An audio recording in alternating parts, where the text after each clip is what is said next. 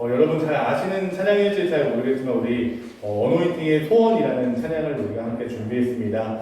우리가 이 찬양을 함께 부르면서 정말 하나님께서 기뻐하시는 것은 무엇인지 우리가 생각해보면서 우리의 마음을 하나님 앞에 드렸으면 좋겠습니다.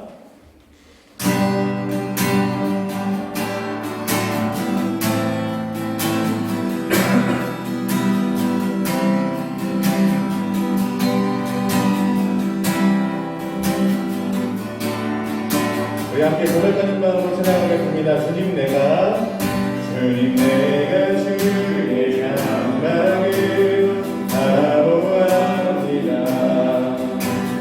오직 주의 은혜를 갈망합니다. 주의 집에서의 하루가 다른 곳에서 날보다 소르니 그 사랑 사랑 노래합니다.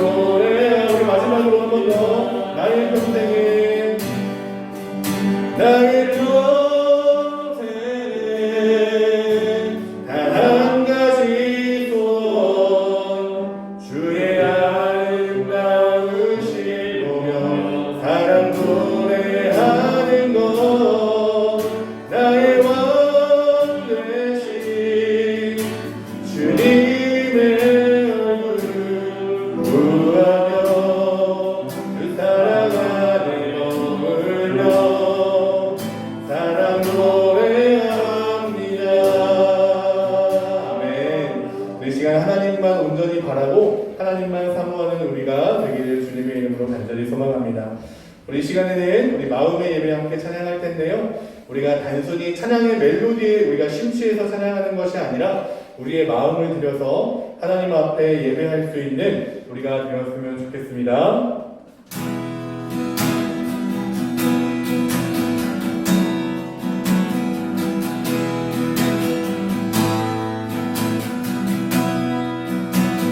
찬양합니다. 찬양의 열기.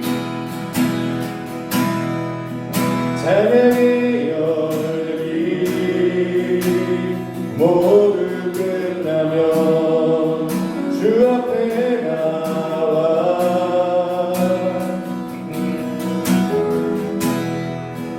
더욱 진실한 예배를 드리네. 주님을 향한 노래 이상의 노래 내 맘 깊은 곳에 주께서 원하신 것 화려한 음악보다 뜨거운 열정보다 중심을 원하시죠. 주님께 주님께 마음의 예배 주님을 향한 노래 중심 예배 내려놓고 이제 나 돌아와 주님만 예배 함께 찬양하겠습니다. 영원하신 왕 도연치 못한 주님의 존귀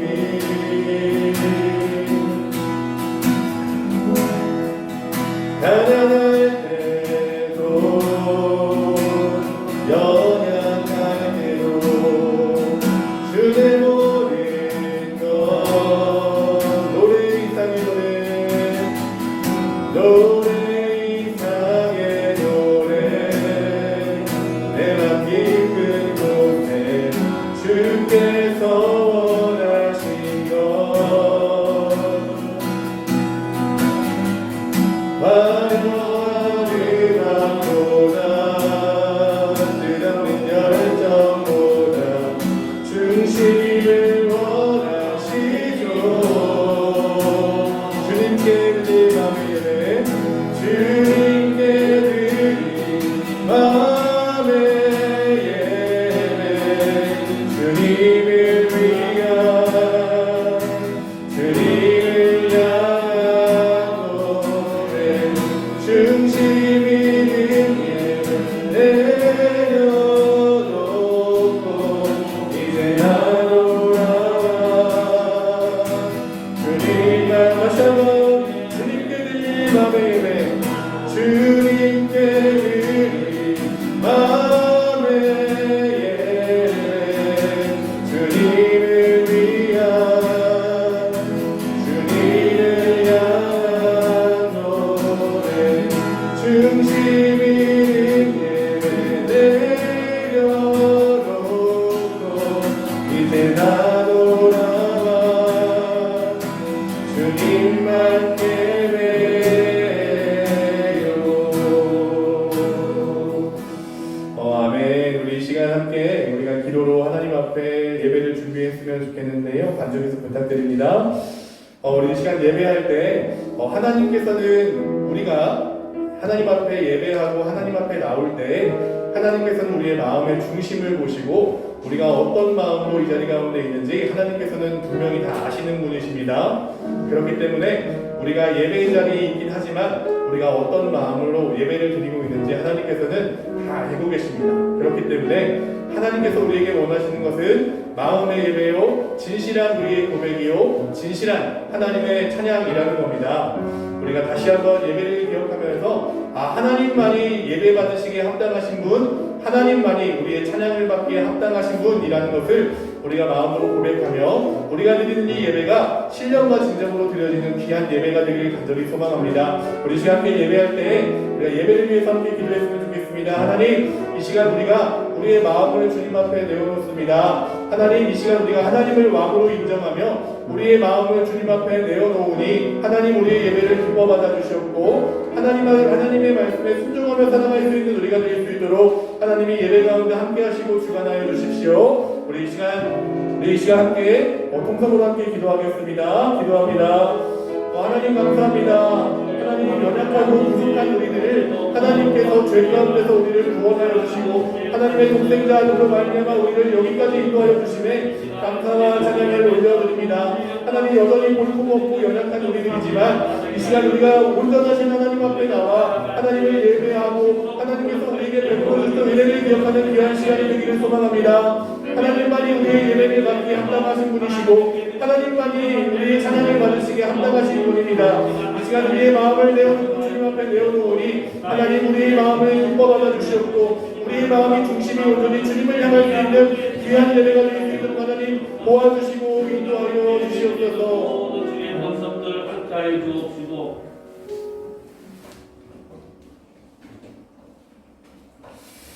아멘. 우리 시간 묵도하심으로 우리 하나님 앞에 예배를 드리도록 하겠습니다. 묵도하겠습니다.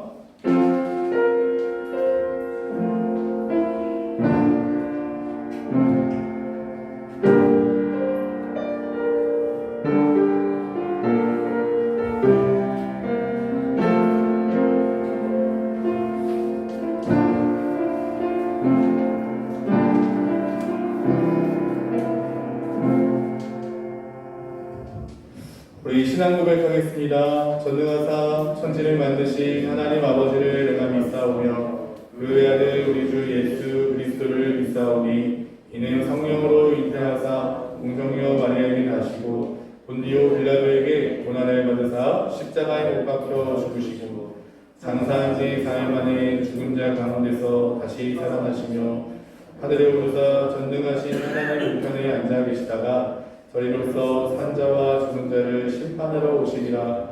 성령을 믿사오며 거룩한 공예와 성도가 서로 교통하는 것과 죄를 사하여 주시는 것과 몸이 다시 사는 것과 영원히 사는 것을 믿사옵나이다. 아멘.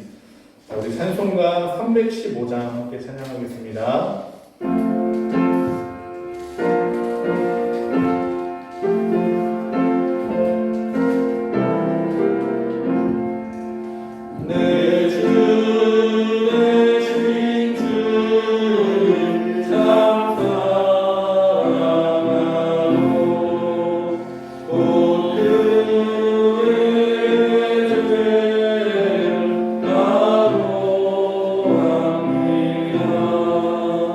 그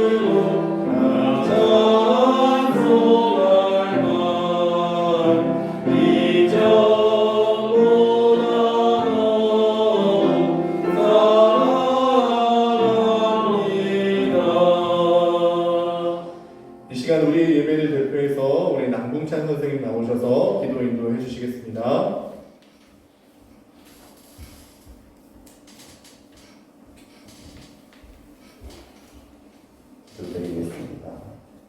하나님 아버지 감사합니다. 세상의 삶을 살다가 또다시 예배의 자리에 나오게 해주셔서 감사합니다.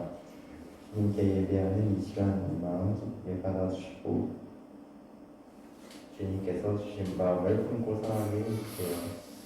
놀라운 친구들도 하나님께서 사랑하심을 압니다. 주님께서 그대로 그들의 발걸음을 인도해 주세요. 아프지 않고 건강하게 또다시 한 주를 살아가게 도와주시고 다시 학업에 집중할 수 있게 도와주세요. 다시 세상을 살아갈 때 주님의 손을 놓지 않고 살아가게 해주세요.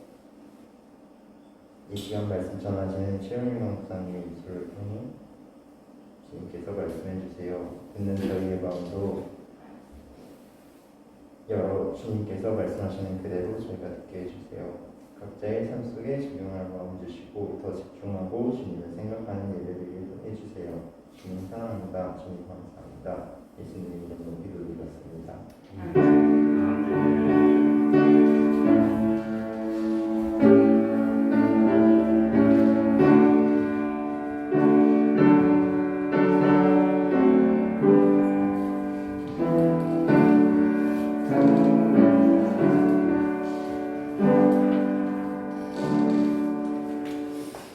하나님께서 오늘 우리에게 주신 말씀은 사무엘하 5장입니다. 사무엘하 5장 원래는 1절부터 10절까지 말씀인데요. 우리 1절부터 5절까지만 읽도록 하겠습니다. 같이 한번 읽어보죠. 시작. 그 일이 있은 후에 이스라엘의 모든 지파들이 헤브론에 있는 다윗에게 왔습니다. 그들은 다윗에게 이렇게 말했습니다. 왕이시여, 우리는 당신의 집안 사람들입니다.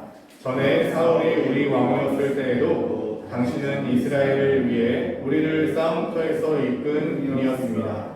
여호와께서는 당신에게 너는 내 백성 이스라엘을 위한 목자가 될 것이다. 너는 그들의 통치자가 될 것이다. 라고 말씀하셨습니다. 이스라엘의 모든 장로들은 헤브론에 있던 다윗에게 왔습니다. 헤브론에서 다윗은 여호와 앞에서 그들과 언약을 맺었습니다. 그리고 그들은 다윗에게 기름을 부어 다윗을 이스라엘 왕으로 삼았습니다.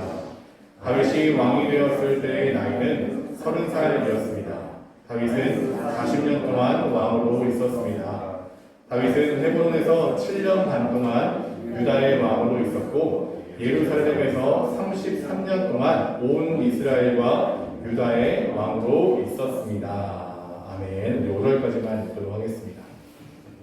우리 10절, 마지막 10절도 한번 내죠. 미안합니다. 우리 10절도 함께 읽겠습니다. 시작. 만군의 하나님 여호와께서 함께 계시니 다윗이 점점 강성하여 가니라. 아멘. 자, 오늘 말씀 제목은요, 하나가 된 이스라엘이라는 제목으로 우리 말씀을 함께 전했으면 좋겠습니다. 말씀을 함께 들었으면 좋겠습니다. 1984년 우리나라에서 최초로 아프리카로 파송되는 이 선교사님이 한 분 등장합니다. 1984년에요. 이름은 임연심이고요. 여자이며 아프리카로 파송될 때의 나이가 몇 살이었냐면 33살이었습니다. 아프리카로 가기 전에 뭘 하셨냐면요. 독일에서 심리학을 전공하고 또 공부하는 유학생이었는데요. 우연히 그 독일에서 예수전도단이라는 이 선교단체를 만나서 거기서 함께 만난 외국인 친구들과 함께 아프리카로 가서 봉사도 하고 아픈 사람 치료도 하고 돌봐주기도 하고 여러 모양으로 봉사를 하고 또 복음을 예수님을 전하기도 했는데요. 아프리카 봉사를 다녀와서 이 마음 한켠이 되게 뜨거워지더래요. 거기서 만난 가난한 사람들, 굶어 죽어가는 아이들, 또 에이즈로 고통에 신음하는 이 사람들을 만나고 나서 이 독일로 돌아오니까 또 한국으로 돌아오니까 눈에 그 사람들이 눈에 아른거리더래요. 당시에 독일로 유학 가서 공부할 정도면요, 여러분 가정 형편이 그래도 부유한 편이지 않습니까? 또 앞날도 창창했을 겁니다.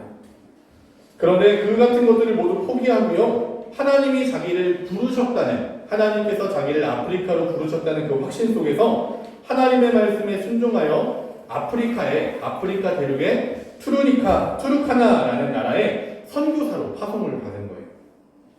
여러분, 투르카나는요, 45도를 넘나드는 무더운 날씨, 그리고 사하라 사막 근처에 있기 때문에 이 메마르고 황폐한 땅, 국경을 두고 에티오피아와 계속 전쟁이 있는 나라, 그리고 또 에이즈 환자들, 굶주린 사람들이 넘쳐나는 그런 나라였습니다. 그런데 그곳에 결혼도 하지 않은 여자 선교사 한 명이 투르카나라는 곳에서 그냥 사는 것만으로도 쉽지가 않은데 거기서 28년 동안 배고픈 사람들에게 먹을 것을 나눠주고 에이즈로 부모를 잃어버린 고아들 있잖아요. 에이즈로 부모가 죽어버린 고아들, 그 아이들을 돌보고 양육하고 가르쳤다는 거예요. 아이들을 위해서 고아원과 유치원도 세우고요. 문맹률이 95%가 넘어가는 나라에서 아이들에게 글자와 문자를 가르쳤고요. 교육시킨 거죠. 아이들은 자신들에게 그렇게 헌신적이었던 이 임연심 선교사님을 엄마라고 불렀다고 합니다. 그런 아이들을 보면서 선교사님도 그들의 엄마가 되기로 결심하죠. 그렇게 28년이 흐른 거예요. 임연심 선교사님은요, 아프리카 풍토병으로 2012년에 돌아가셨어요. 여기 보면은 말씀이 한 구절 적혀 있는데요. 이 묘비에 사람이 친구를 위하여 자기 목숨을 버리면 이보다 더 큰 사랑이 없다. 요한복음 15장 13절 말씀이 이 묘비에 새겨져 있습니다. 선교사님이 돌보고 가르쳤던 수백 명의 고아들이 이제는 성장해서 의사, 교사, 은행원, 회계사 이런 사람들로 성장을 했는데, 이 사람들이 피부색도 다르고 자기 나라 사람도 아니지만 엄마라고 부른 이 임선교사님의 임종을 지켰고요. 수천 명의 원주민들도 장례식장에 찾아와서 슬피 울었다라고 얘기합니다. 임현신 선교사님은요, 돌아가셨지만요, 하나님의 말씀에 순종해서 사랑의 마음을 품고 아프리카에 자신의 인생을 바친 이 임선교사님의 열매는요, 아주 풍성하게 맺힌 겁니다. 그냥 거기서 봉사했다에서 끝이 아니라 그 봉사와 헌신과 그 하나님의 말씀에 순종함으로 말미암아 수많은 열매들이 이 임선교사님을 통해서 아프리카에 맺혔다라는 거예요. 그 누구도 알지 못하는 이 투르카나라는 나라에서 이 열매를 맺혔다라는 거예요.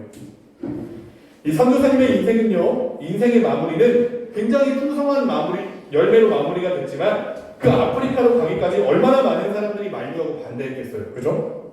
앞날이 보장되어 있고 스펙 좋고 유능한 사람이랑 결혼할 수 있는 미혼의 여자이고 남부럽지 않게 살 수 있었던 그런 인생을 포기하고 하나님의 말씀에 순종해서 오직 아프리카로 간다고 하니까 사람들이 당연히 말렸겠죠. 그렇지 않겠어요?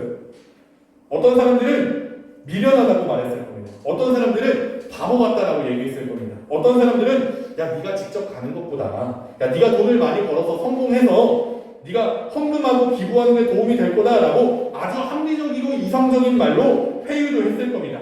물론 그것도 가치 있는 일이에요. 귀한 일입니다. 멋진 인생입니다. 그러나 이 선교사님에게 있어서 중요하게 여겼던 게 뭐예요? 하나님의 부르심에 뭐 하는 거? 순종하는 거. 다른 사람이 뭐라고 하든 하나님께서 주신 강렬한 이 사랑의 마음에 이 부르심에 응답하는 것. 이것이 복된 인생이고 행복한 인생이라는 것을 이 임선교사님은 알았던 거죠. 오늘 말씀에도 보면요, 이 다윗의 고된 인생에 드디어 순종의 열매를 맺게 되는 장면이 나와요. 드디어 온 이스라엘의 왕으로 세움을 받는 거죠. 지도자 때문에 분열되었던 이 이스라엘이 드디어 하나가 되는 장면입니다. 너무나도 아름다운 장면이지만요, 이 아름다운 장면이 등장하기까지 그간의 사건들이 너무나 많이 있었어요. 너무나 인생이 고됐어요.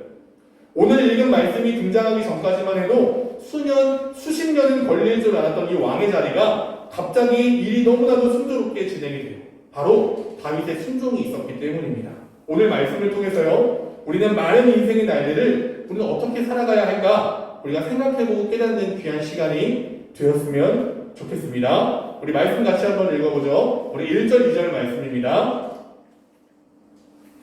네, 시작. 믿는 후에 이스라엘의 모든 지파들이 헤브론에 있는 다윗에게 왔습니다. 그들은 다윗에게 이렇게 말했습니다. 왕이시여, 우리는 당신의 지파 사람들입니다.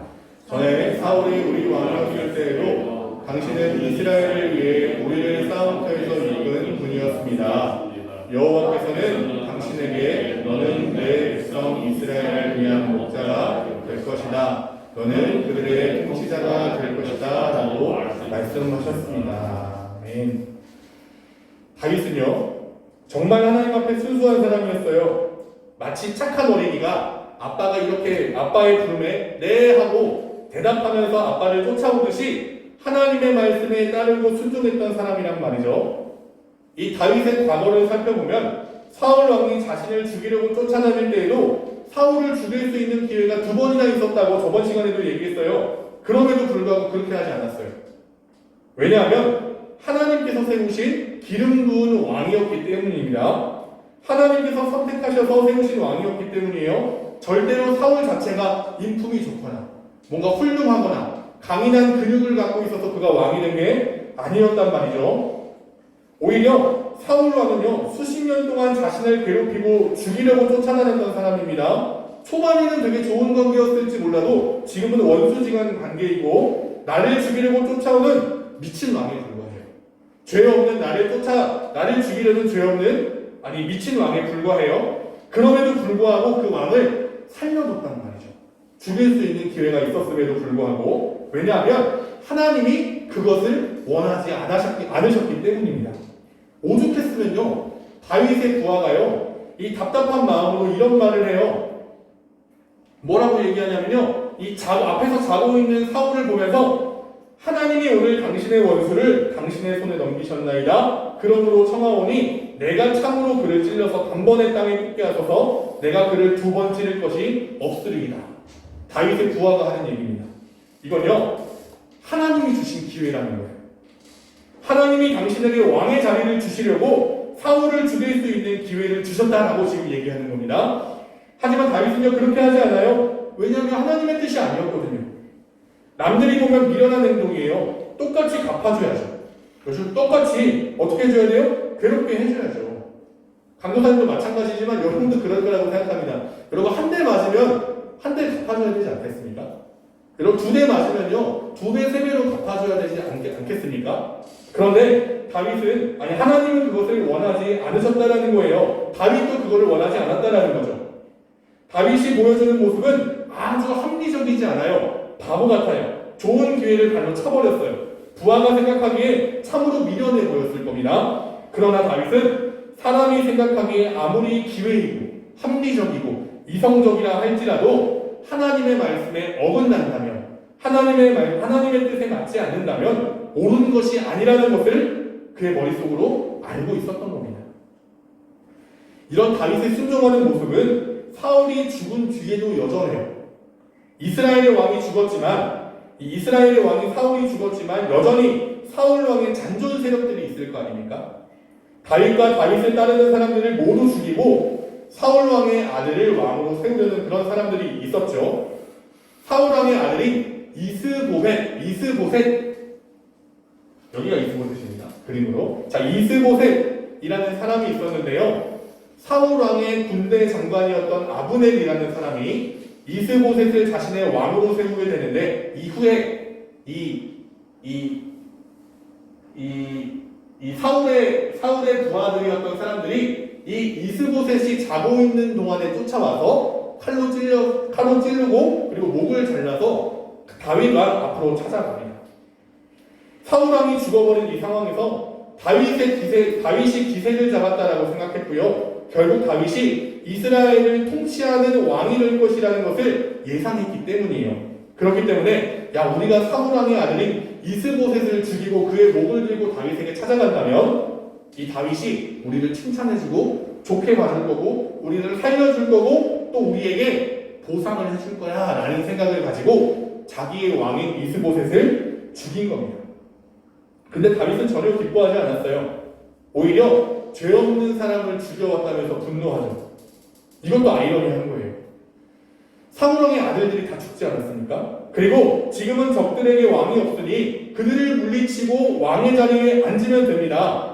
그래서 적장에 목을 베고 자신을 찾아온 사람들에게 포상을 줄 만도 해요. 그런데 그렇게 하지 않고 오히려 무죄한 사람을 죽였다라면서 그들을 오히려 죽여버립니다. 다윗은 그렇게 왕이 될 생각이 없었어요. 무고한 피를 흘려가면서 힘으로 정복하고 싶지 않았어요. 그것은 하나님의 뜻이 아니었거든요. 그래서 다윗은 사울 왕이 죽은 뒤에 아직도 사울을 따르는 사람들이 자신을 왕으로 인정해주기까지 기다리려고 했어요. 그런데 이 일이 터진 거죠. 이 사건 이후에 오늘 1절 말씀이 등장한 거예요. 자, 이제 어떤 일이 벌어지냐면 오늘 말씀에서 읽었던 것처럼 사울 왕 아래에 있던 이스라엘의 모든 지파와 지도자들이 다윗을 찾아옵니다.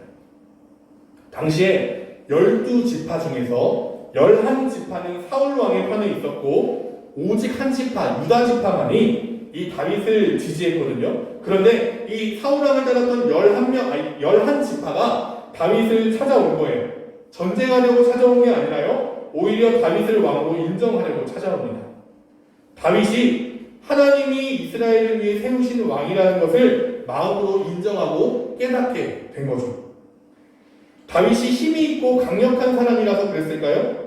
아니에요. 다윗이 그렇게 선하고 그렇게 따를 만한 착한 사람이어서 다윗을 왕으로 인정하면서 찾아왔을까요? 아니에요. 비록 다윗이 적이었지만 사울 왕과 요나단이 죽었을 때 진정으로 슬퍼했던 모습을 보았기 때문이죠.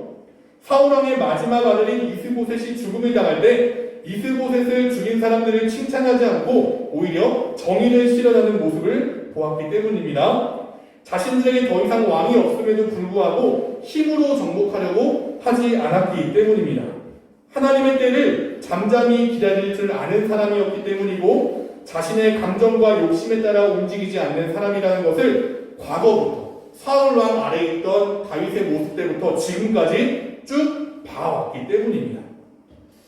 이제는 그가 이스라엘을 다스려야 하는 왕이라는 것을 더 이상 인정하지 않을 수가 없게 된 것이죠. 그래서 결국 사울 편과 다윗 편으로 이 분열되었던 이스라엘은 한 명의 왕을 섬기는 하나의 이스라엘이 된 겁니다. 이 모든 것이 가능했던 것은 다윗이 하나님의 말씀에 순종하는 사람이었기 때문이에요. 다윗이 착하고 인자한 사람이어서가 아닙니다. 자기 마음속에서 얼마나 많은 유혹과 갈등들이 있었겠어요. 그렇죠?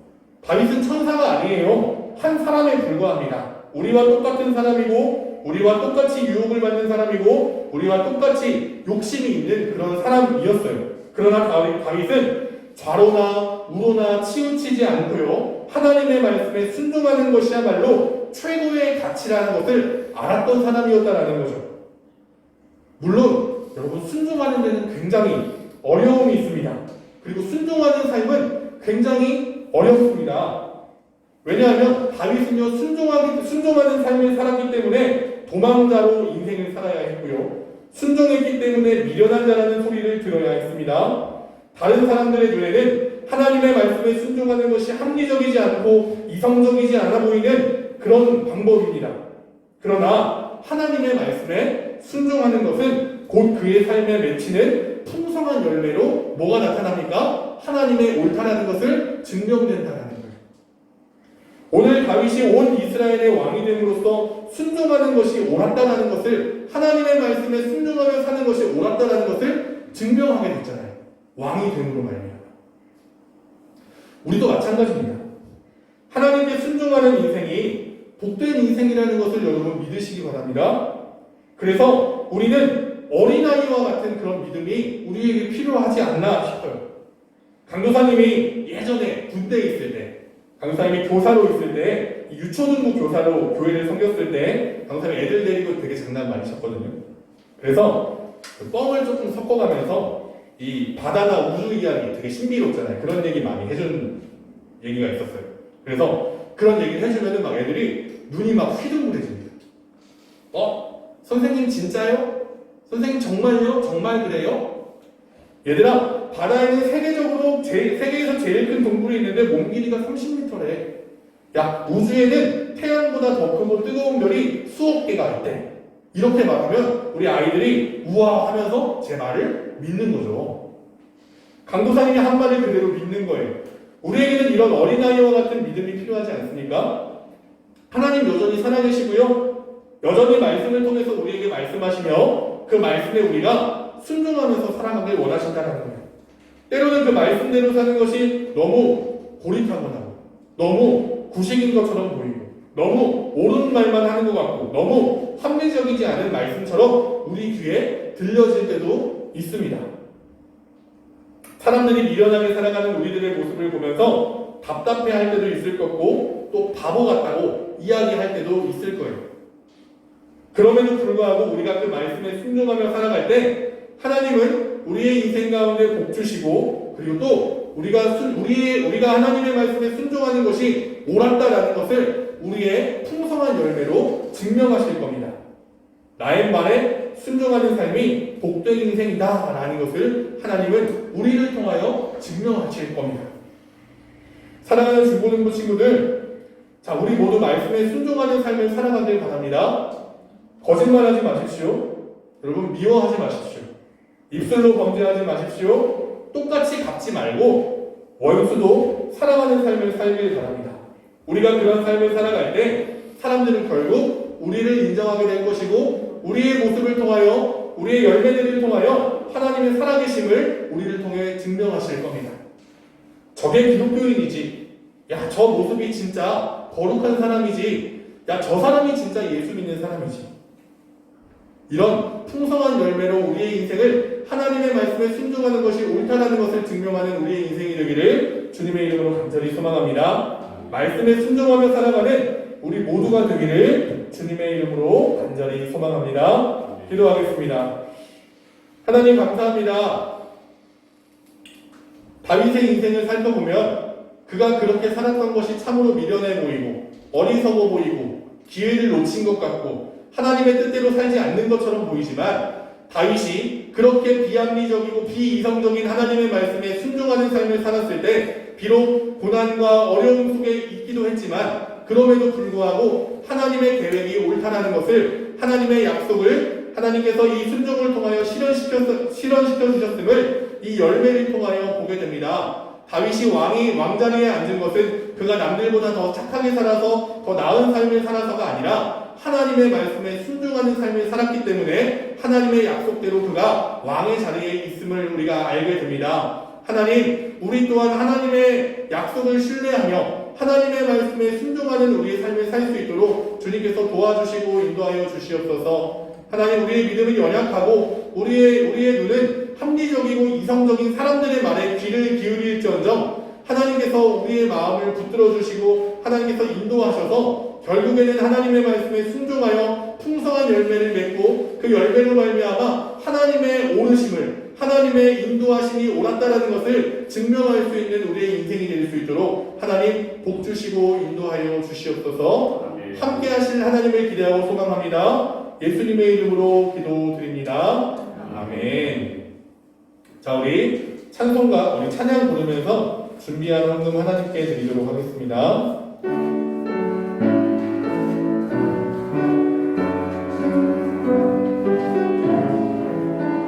내게 있는 향유가 내게 있는 향유가 주께 가져와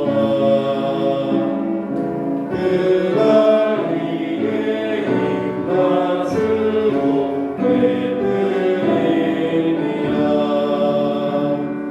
너를 위해 오만 산을 오르신 그만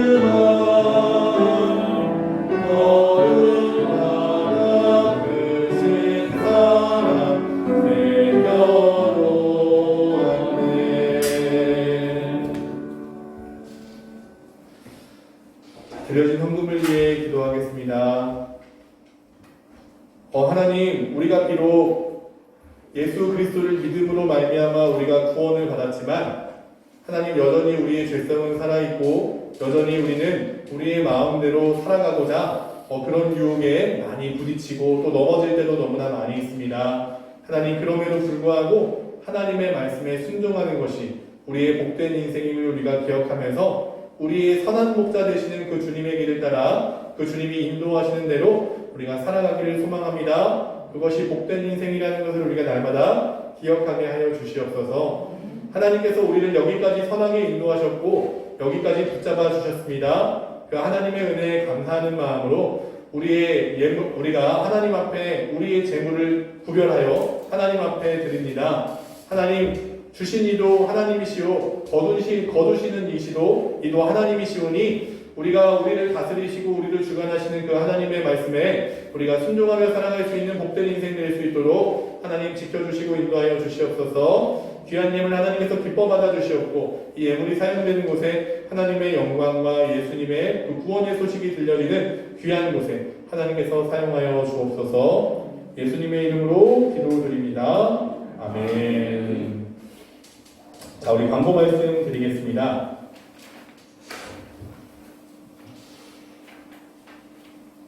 네, 그 10월 7일 날 금요일 날 제가 계속 반복해서 광고를 드리는데요. 중요하기 때문입니다. 온가족 기도회 중고등부 주관으로 10월 7일 금요일 날 온가족 기도회가 진행이 됩니다. 여러분 시간이 짧아요. 1시간에 끝나니까요. 여러분들 시간 내셔서 함께 여러분들의 기도 제목과 고민을 놓고 함께 기도할 수 있는 귀한 시간이 되었으면 좋겠습니다. 꼭 많은 관심과 참여 부탁드립니다. 그리고 10월 9일부터 10월 16일부터 죄송합니다. 이거 못합니다. 10월 9일이 아니라 10월 16일부터 4주간 예배자 학교를 진행합니다. 예배자 학교가 뭐냐면요. 우리가 드리는 이 예배 있잖아요. 이 예배가 어떤 의미인지 우리가 하나님 앞에 찬양하는 것은 그리고 하나님 앞에 기도하는 것은 하나님의 말씀을 듣는 것은 우리가 어떤 의미로 기억하고 하나님 앞에 바른 예배를 드려야 하는지에 대해서 우리가 배우면서 예배자 학교를 10월 16일부터 4주간 진행할 예정입니다. 그래서 우리의 예배가 하나님 보시기에 더 나은 예배, 하나님이 더 기뻐하시는 예배로 드려질 수 있었으면 좋겠습니다. 네, 광고는 이상입니다. 우리 주기도문으로 예배를 마치도록 하겠습니다. 하늘에 계신 우리 아버지여, 이름이 거룩히 여김을 받으시오며 나라의 임하옵시며 뜻이 하늘에서 이룬 것 같이 땅에서도 이루어지이다. 오늘날 우리에게 일용할 양식을 주옵시고 우리가 우리에게 죄 지은 자를 사하여 준 것 같이 우리 죄를 사하여 주옵시고 우리를 시험에 들게 하지 마옵시고 다만 악에서 구하옵소서. 대개 나라와 권세와 영광이 아버지께 영원히 있사옵나이다. 아멘.